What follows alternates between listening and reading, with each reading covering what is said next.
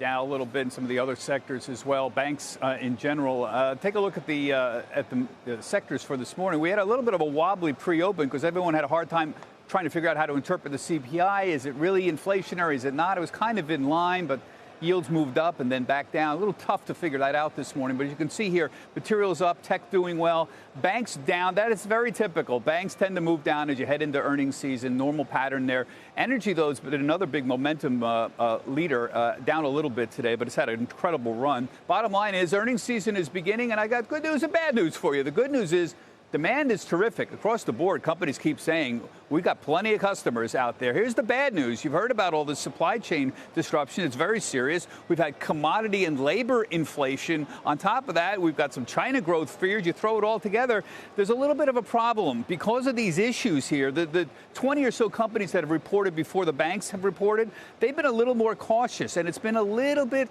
tougher. The magnitude of earnings beats are not as strong as earlier in this year. So we've had about 21 companies reporting, excluding JP Morgan this morning. Their average beats have been 11%. Now, historically, that's pretty high. Usually it's 3 to 5%. But the past few quarters, we've had 18 to 20% beats. So they're not beating by as much. That's one problem. The second problem is those early reporters, those 21 companies, they're not providing guidance that is as strong as the last quarter. So the analysts aren't raising estimates as aggressively as they were in prior quarters. So that's going to be a big issue. Now, what everybody is watching, the most important thing for the S&P 500 is what the operating margins are going to be. We have had record operating margins, north of 13% this year. Now, right now, and this is an estimate for the second quarter, it's about 12.6%. So it's down a little bit, but don't kid yourself. These are still very, very high numbers. The historic average going back 30 years, about 8.5%. We have been inching up for a long time, and we've been at that 13%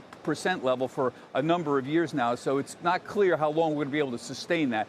12%, 12.5% still would be pretty good overall. The important thing about, I think today, what happened with BlackRock, the big story here is iShares and the money that keeps going in. Larry Fink made the greatest deal of the century when he bought iShares, essentially the iShares company, from Barclays in 2009. It was $13.5 billion. The money that he has added because of that deal, probably the greatest deal he ever did, has been extraordinary. But even here, and I'm just looking at the long-term flows for this quarter alone into the ETF business, and that's iShares, $58 billion. This is mostly reflecting money going into passive index investment. There is active management that's still there, but it's mostly passive. And the retail flows are still continuing, institutional flows.